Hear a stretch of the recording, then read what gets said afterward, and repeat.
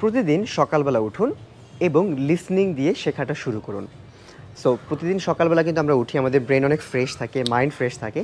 তখন আপনি স্টার্ট করবেন লিসনিং দিয়ে। একটা কথা আছে, ইনপুট থাকলে আউটপুট দেওয়া যায়। আপনি যখন লিসনিংয়ে নতুন নতুন শব্দ শিখবেন, নতুন নতুন ওয়ার্ড শিখবেন, তখন কিন্তু আপনি সেটা বলতে পারবেন। এজন্য চেষ্টা করবেন প্রতিদিন সকালবেলা ঘুম থেকে ওঠার জন্য এবং লিসনিং প্র্যাকটিসটা করবেন।